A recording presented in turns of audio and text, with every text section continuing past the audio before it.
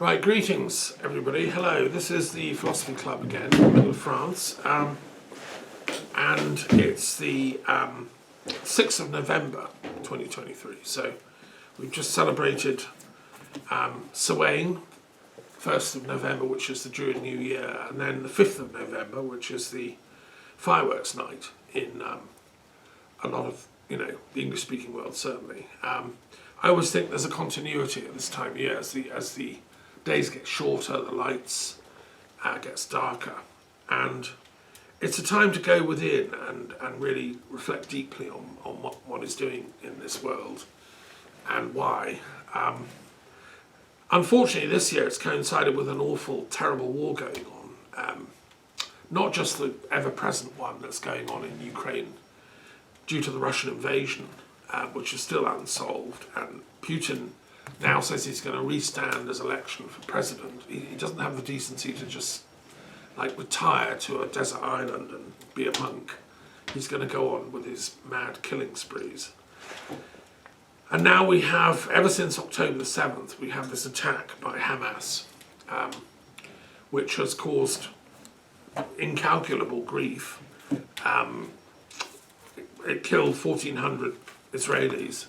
But then it's led to this overreaction, I think I have to say, by the Israelis, by the IDF and by Netanyahu's government of, quite right-wing factors who seem to want to inflict collective punishment on the people of Palestine, which is actually a war crime. It's against international law. You can't inflict collective punishment.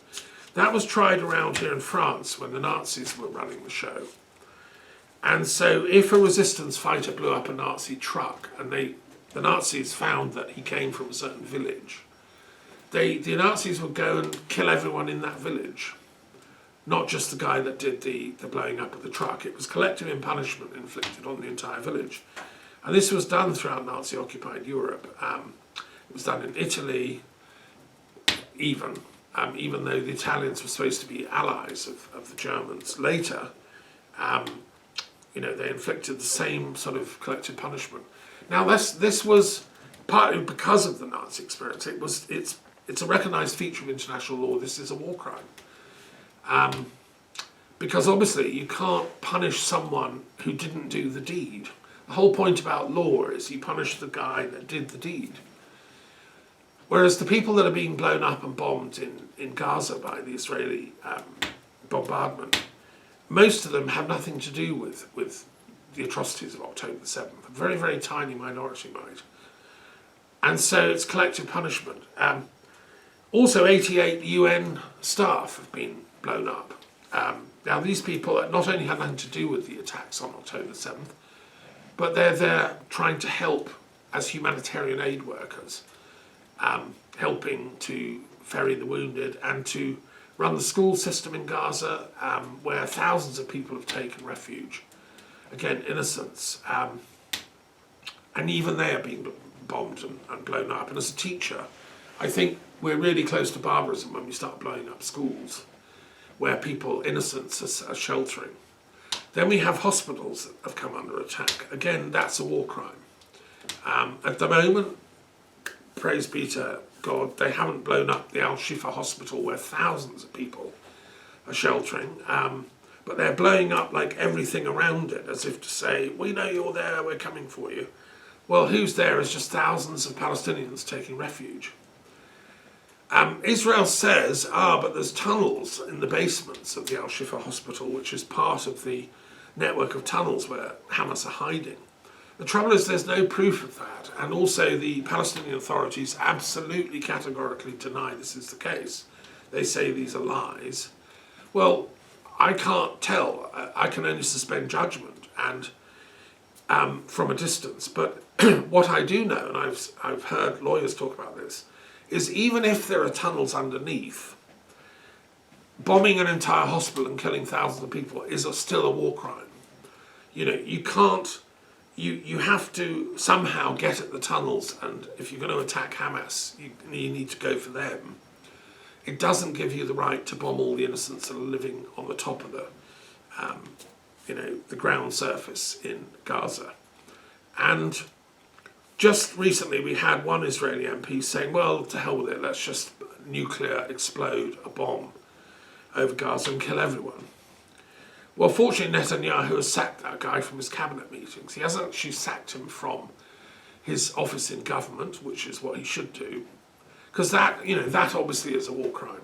I mean, it's beyond a war crime. It's just like incalculable, unethical behaviour. So as a philosopher, to sum up, there's an awful lot going on down in Gaza that is wrong and unethical. I'm also writing a paper at the moment for a journal on the history of logic, and I'm inventing a new field of logic which is called peace logic. It's never been done before. I don't know why it should be down to me, but it is.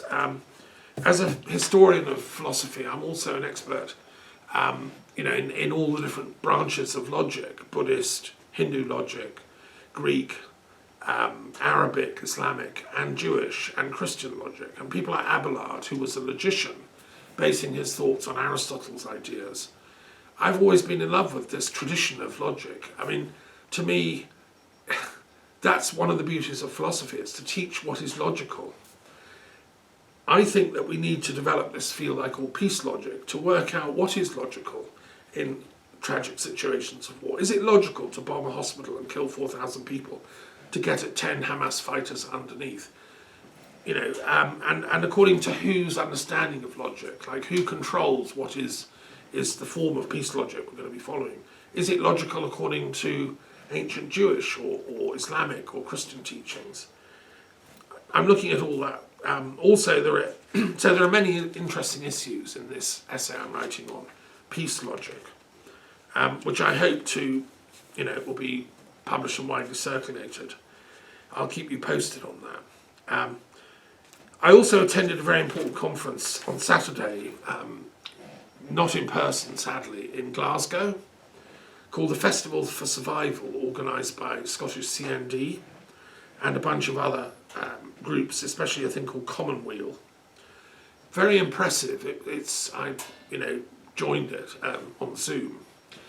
Actually, eventually on YouTube, it's there. You can watch it.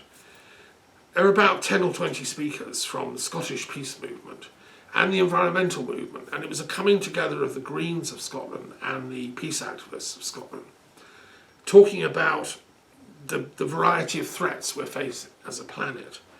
And for instance, one of the speakers mentioned a Japanese philosopher, Kunio Kashiko, who's just written a paper which was published recently about how do we work out the priority for helping to save the planet. If we want to survive, what order of things should we be doing stuff in? Because obviously the planet is facing multiple threats at the moment, global warming, etc., etc.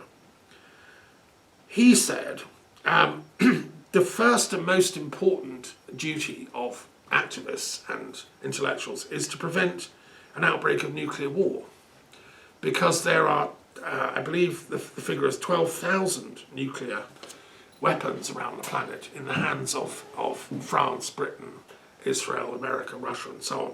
Between us, we've got 12,000, which are super hugely dangerous, each one of those. I mean, I know that the British nuclear weapons, which are parked on the submarines off Faslane, each one of those submarines, each one of those torpedoes, when it's fired, has 50 separate multiple warheads, each of which can be separately targeted, and each of which is bigger than the bombs of Hiroshima by many times. And each of those 50 separate bombs could then be targeted on 50 separate cities anywhere around the world. So that's 50, each warhead, each torpedo goes up, 50 separate nuclear bombs come off and destroy 50 cities in a few minutes. And there's 12,000 like that. Now, again, coming back to peace logic, one of the things that logic's very interested in is probabilities. Like, is it probable that X will happen or Y if I do such and such? According to probability theory, it is certain that eventually there will be a nuclear war caused by an accident. Because you can't have 12,000 nuclear weapons stockpiled on the planet, which have many checks and balances at the moment to prevent them being fired, but they do have a line through which they can be fired, a protocol mechanism, and that could break down. And there are instances, this was in the speech by the head of the International Campaign Against Nuclear Weapons, who's an Australian woman, very impressive. She's the new director of that. And she was giving the figures and stuff. You can watch the talk yourself about the likelihood of an accidental nuclear war being tripped, and especially now that a lot of the defense mechanisms are now powered by AI. So it's not, humans might, decide, I don't think we'll launch this time, but AI has no sort of ethical component factored into it. And there is the famous case of the Russian colonel who was manning the Russian nuclear defense station outside Moscow back in the 90s when Yeltsin was in power. And twice the thing was flashing red and it said, America's attacked Russia, you've got to reply with an attack back. But this colonel, Petkov, I think he was called, just said, no, I think it must be a false alarm. And he refused to fire the button, which would have caused World War III, and I wouldn't be here talking to you. And the world owes him a great favour. There's a documentary about this man called The Man Who Saved the World. It was a documentary, and he's an amazing guy, just a normal Russian middle-ranking chap who happened to be on shift that night. Well, if it's run by AI, it might not make that choice. Everyone was telling him, you've got to fire back, you've got to fire back. But he made a moral judgment. No, I think it's a false alarm. Because he couldn't physically see the actual incoming rockets. And it turned out that it was a system malfunction. The computers had just malfunctioned. But even then he was reprimanded by his bosses in the chain of command because he hadn't followed the textbook. Textbook said fire back. He said, no, I don't think I will. Bless him. I don't think he's alive now, but thank you, Colonel Petkov. So anyway, so this Japanese guy says that the key thing is to prevent nuclear war, because not only would that destroy most of humanity, and the figures that the Australian woman gave are scary. If there's a full-on nuclear war between the superpowers, America, Russia, China, 5.5 billion people would be wiped out. Like, we're about 7.5, 8 billion, so 5.5 billion people would just go incinerated, turn to ash, or just die of starvation during the nuclear winter. But also, the entire planet would collapse, the ecosystem, because the nuclear winter sends up a sort of cloud that blocks out the sun, and things don't grow, and so it's not just us that perish, it's all the other animals, it's the entire ecosystem collapses. So he says preventing nuclear war therefore has to be number one of all our action to-do lists. And that's why in peace logic it's important to use that to calibrate what we should be doing. We all want to save the world. Well, what do we do first? Well, first we get rid of the threat of nuclear war. And of course in Scotland the argument is that if Scotland as a country voted to get rid of nuclear weapons, then the UK state would have to relocate them outside of Scotland, because they're all in Scotland. But all the Scottish people, no, not all, most of the Scottish people I met when I lived there for 7 years didn't want nuclear weapons in Scotland. And, I think that is a message that's quite important. The other point that was made at this conference was that Scotland is the only country at the moment that has the legal route to disarming a nuclear state from within. If Scotland goes for independence outside of the UK and says, no, we're going to rejoin the European Union, we want to reverse Brexit, we don't want to go on playing nuclear superpower anymore, we want to become a nice, green, environmentally friendly country like Denmark or somewhere, which isn't a nuclear power, or any of the other Nordic nations. If Scotland chooses that route, it would be the first time in history that we get a nuclear weapon state disarmed from within. So that's quite important ethically. The Archbishop of Scotland spoke at this event as well. and it was very inspiring.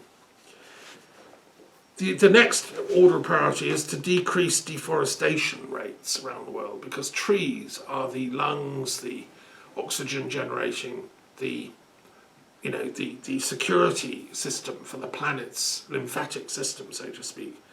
And yet they're being deforested through global warming, through forest fires, and through logging, what Bolsonaro was doing in Brazil and so on. So this is priority number 2. Priority number 3 is generally to reduce pollution, and that would include nuclear pollution caused by the nuclear fuel cycles and nuclear weapon manufacturing.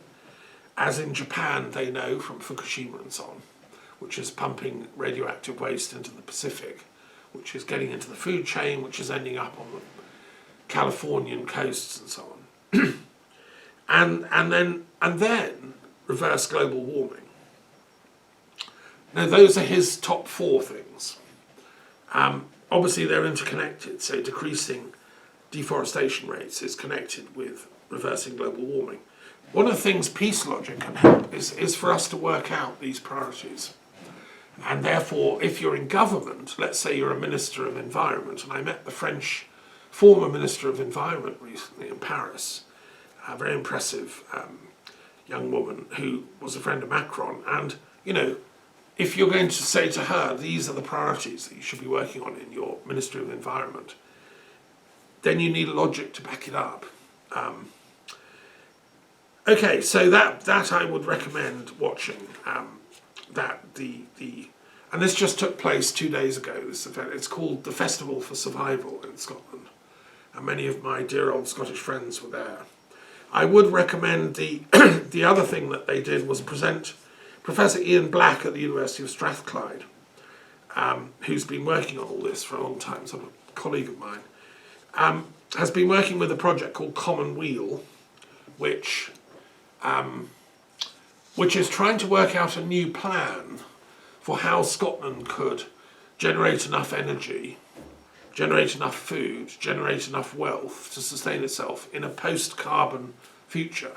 If it decides to go to global zero, to not rely on carbon fuels, if the cars are not going to run on oil and petrol anymore, if it's going to get rid of nuclear weapons and nuclear energy, how will it survive? What will it, is it possible?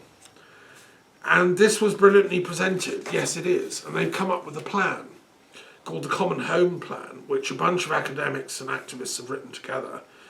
Professor Ian Black of the University of Strathclyde has been one of the inspirations for this. Working out a sort of, a map on how to, as a small country, how to draw on the richness of the land and the energy sources that are available, which are sustainable. And that's a model I think can be adopted by Holland or Sweden or Denmark or, England and other countries. I think that's the conversation we need to begin to have. How do we, let's in our minds go forward 50 years, how will we manage the planet if we manage to succeed not to blow it up with an accidental nuclear war, if we go beyond nuclear weapons, and if we unthink the logic of war and dominance and racism and colonialism, and the logic of war is full of all those things. The English sort of just assume we can dominate Scotland. Well, the Scots say no, that's enough. You're going down the wrong route. We don't want to be ruled by the Tory party from Westminster anymore. We want to rethink the logic of peace.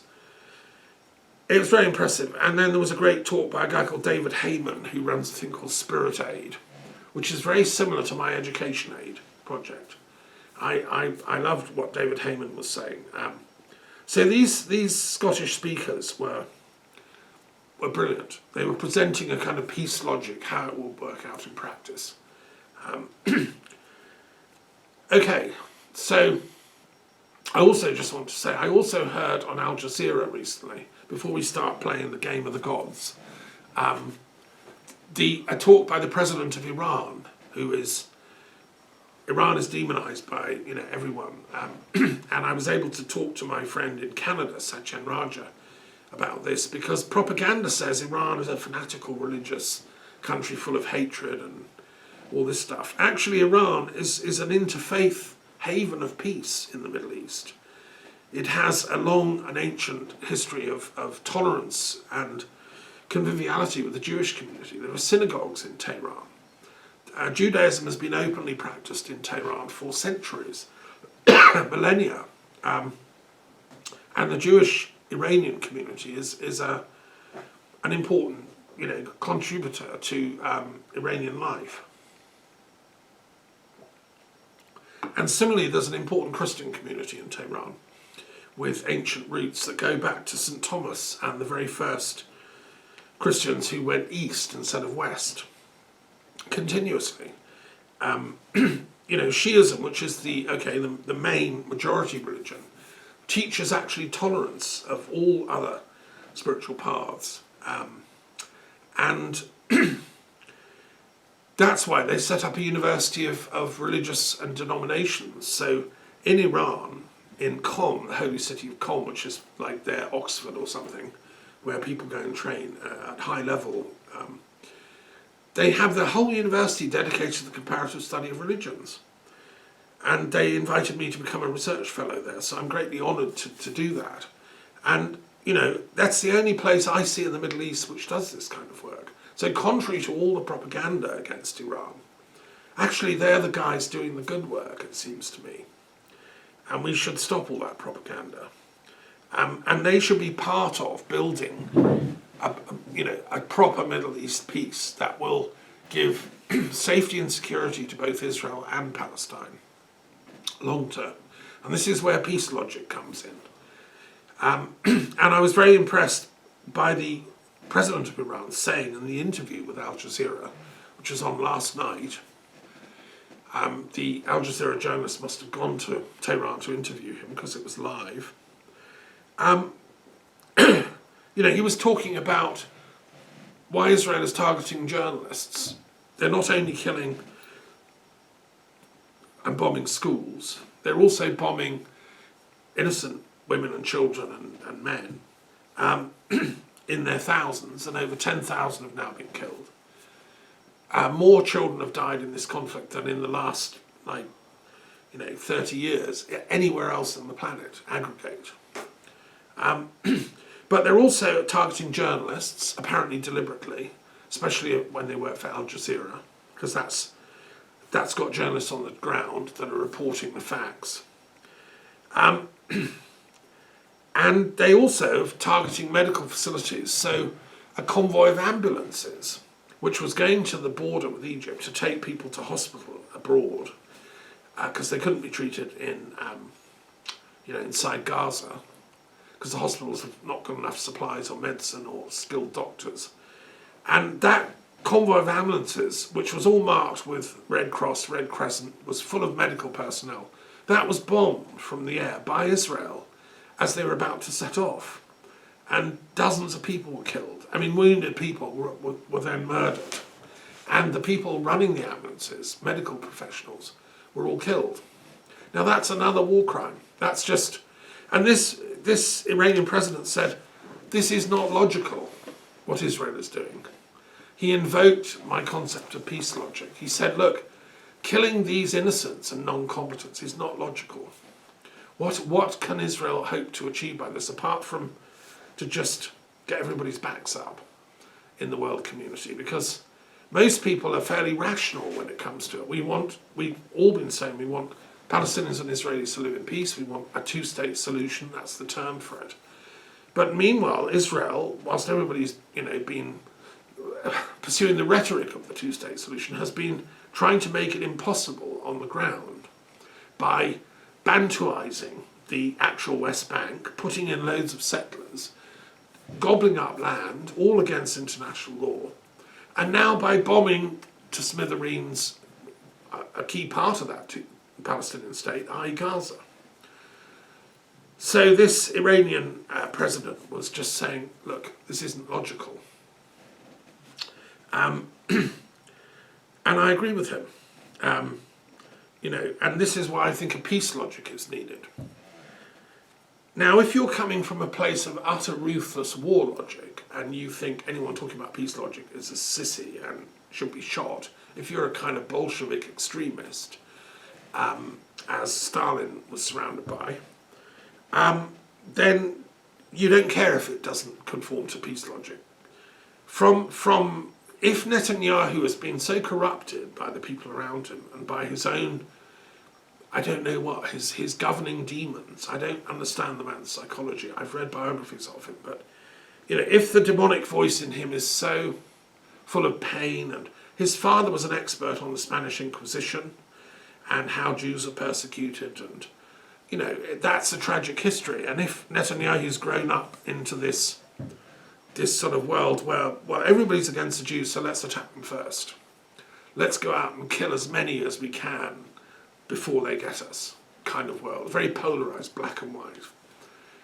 There's no middle ground there. Well, that's war logic, and I don't think that is sustainable into the rest of the 21st century, and I don't think it's in the interests of Israel as a country, which I want to see thrive, flourish, and have secure borders, to pursue the Netanyahu line of war logic. Where does it end? What's the ultimate conclusion? Is he going to massacre and destroy 2.2 million people in Gaza? Is he going to stop when he's killed 20,000? 30,000? I mean, at what point? And do we, the rest of the world community, just have to sit back and let him? I don't think so. At a certain point, there's what comes in called the responsibility to protect. The international community has a responsibility to protect the innocent people of Gaza, swept up in this war. And there should be, I think, some kind of recognition of that, an intervention. And I think a UN peacekeeping force should go in as part of any peace deal here. I personally would vote for the Turkish and Egyptian army to have blue helmets on as UN force and go in and prevent this slaughter from carrying on. Okay, that's enough there. That's just kind of what I've been up to. And I'm giving talks about this, this coming week as well. I wish I could do more, as a peace druid, I wish I could wave one of my magic wands and, use magical powers to prevent this, because I've also written a book on magical peacemaking. And if you're interested, if peace logic isn't what you're looking for, then go for my magical peacemaking practices, druid style, and see if we can not speed up the logic, because some people aren't getting the message that peace is better than war. Okay, let's go to our game of gods now, and let's choose two of these and see what light particularly they shed on the Gaza war. Panku. Right, okay.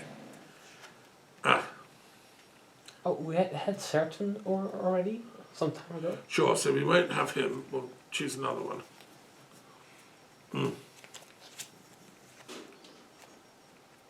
Ace of Air, Nebo. Okay, well, we'll have those two. Gosh. Right. Well, that's very appropriate. Panku, the Chinese chief god, he's the creator. He's like the Yahweh, or the Elohim of Chinese philosophy, Taoism and Confucianism. And you have a hexagram here. But in the Tower of the Gods, he stands for the tower struck by lightning, the collapse. So what you see is somebody pushing over a tower. The thinking behind this is destruction is caused by the same principle that causes creation. When children play with Lego, they build up a thing and then they just knock it down. They get bored. They want to change everything and start again. And Panku, the creator, also has the power to destroy. We're facing a situation with all these, as I said in my talk at the beginning, all these nuclear weapons stuff. We can destroy this planet. yes, Israel could utterly and totally destroy all the people of Gaza. I mean, just wipe them out. If not with nuclear weapons, then just carry on bombing for another couple of months. But I think it's time to turn away from that. I think we have to rein in Panku. And in the book that accompanies the terror set, I talk about the events of 9/11 as an example of this destructive force in history being unleashed. Whoever was behind 9/11, and there are chains and layers of conspiracies involved, I think history has proved that it wasn't simply Osama bin Laden and a bunch of Islamic radicals. There were people that were running those people and people that were running them. So there were layers of conspiracy behind, which we don't fully have yet understood who was involved. It's been withheld from the public. There are layers of intelligence involved, which I've written a book about. The first ever historical study of the evidence involved in the 9/11 hypotheses. I've come up with 18 possible explanations for what happened on 9/11. I put them all in the book. So if you're interested in my views, read it. And I haven't concluded. I can't say who was behind 9/11. I can say it wasn't the official Bush story. And if you haven't watched the television film about Catherine Gunn, she worked at GCHQ in Britain, in Cheltenham, near where I used to live. I knew people that worked at GCHQ. She was a very courageous young operative who discovered that the Americans were trying to use illicit bugging at the UN headquarters to find out what these other nations were going to say about their insistence on going to war against Iraq, which had nothing to do with 9/11. It was like pre-planned. And Catherine Gunn went public. She sent it to the Observer through a peace activist friend of hers, Yvonne Ridley. And then she got put in prison for it. But she did it because, as a matter of conscience, she felt we shouldn't misuse our intelligence abilities to distort truth in order to create war. And anyone with any intelligence realised that America under Bush was using 9/11 as a fake pretext to attack Iraq for two reasons. One was to just destroy an Islamic power that had substance and weight and a big army. And two, to try and get control of the oil that underlies Iraq, both of which are illegal and unethical war aims. So the world system was played, as Catherine Gunn realised, which is why she blew the whistle and watched the film and read the books. Other people blew the whistle. And I've documented a lot of this in my 2-volume study of 9/11. I set up the Commission of Inquiry. It is relevant, and I think that's why Panku has come into our cards today, because whoever or whatever was behind 9/11, it certainly suited Israel's agenda to have Saddam Hussein's Iraq taken out and laid waste. It was a ruthless, vicious assault on an Islamic power. And the irony of this was that Saddam Hussein, in Islamic terms, was running a country in Iraq that was reasonably secular. Women didn't have to be veiled. They had equal rights. Other religions were respected. Saddam Hussein had a Christian prime minister, operative at the time. He had Baha'is working in his government bureaucracy. I mean, there was an interfaith tolerance in Iraq. Sunni and Shia were both, free. That again was contrary to all the propaganda that was held to him. What we saw in the run-up to the Iraq War in 2003, which I demonstrated against, along with 2 million people in London, was this incredible propaganda machine, using really the false flag of 9/11 as an excuse to attack a secular, progressive, modernist, socialist Arab country.